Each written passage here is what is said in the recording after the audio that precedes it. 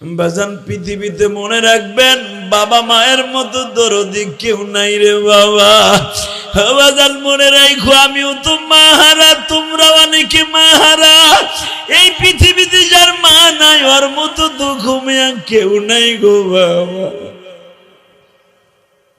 এই পৃথিবীতে যাদের বাবা নাই ওর মতো দুঃখ মেয়া কেউ নাই। যাদের বাবা এখনো জেলখানায় আছে বাবা, তাদের বাচ্চাগুলার দিকে তাকায় দেখো। ঈদ আসে, কোরবানি আসে, আমাদের মুখের মধ্যে কোনো হাসি নেই। এই যে প্রবাসীদের সন্তানগুলি বাবা, একটা প্রবাসী ছেলে আমার সাথে কথা বলছে, শিপন নাম। আমি যেই বাসায় খাবার খাইছি, রেস্ট লইছি, ওই বাসার একটা ছেলে বাবা শিপন নাম। ও সৌদি আরব জেদ্দায় থাকে, আমার সাথে স্টেজে ওঠার আগে কথা বললেন, হুজুর প্রবাসীদের কষ্ট দুনিয়ায় আল্লাহ ছাড়া কেউ জানে না।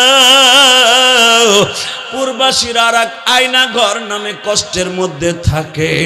আহারে বাবা, প্রবাসীদের কষ্ট আমার মওলা ছাড়া কেউ বুঝে না। অবাদান যখন বাংলাদেশের বাহিরে যাই, এই যে আমি কত সপ্তাহ আগের সপ্তাহে সৌদি আরব উমরায় ছিলাম বাবা, এই যে আমার মাথার মধ্যে যে চুল দেখতেছেন বাবা, এই চুলটা আমি মক্কার থেকে কেটে আসছি।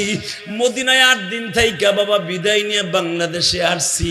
আপনাদের দুইটা পাও ধরে যে বলিয়া যাই, জীবনে যদি মক্কা মদিনায় একবার যাইতে চান, মক্কাওয়ালাদের কথা শুনিয়া, মক্কার ওই এতিম নবীর কথা শুনিয়া চোখের পানি ফেলবেন। ও বাজান, আমি একজন মদিনাওয়ালার প্রবাসীকে জিজ্ঞাসা করছিলাম, তুই দেখি মদিনায় যতবারই আসোস ততবারই তুই আমার সাথে দেখা করোস, কারণটা কি?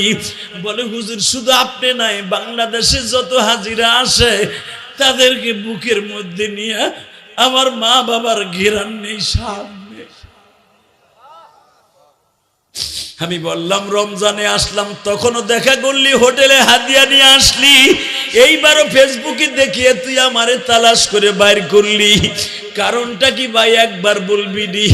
হুজুর আমি অবৈধ হয়ে গেছি, এই 3 বছর হলো আমার কাগজ নাই হুজুর, পুলিশে ধরলো আমারে ছাইরা দেয়, আমার মালিক কোন রকম ভাবে সারাই নিয়ে আসে। আমি বললাম তুই কেমনে কি করস? বলে হুজুর আল্লাহ রাখে, যখনই আমার বিপদে পড়িয়া যাই একটা দৌড় দিয়ে মসজিদে নববীতে চলে আসি। আমি গরিবের সন্তান, অবৈধ হয়ে গেছি, কাগজপত্র কিছুই নাই রে মালিক,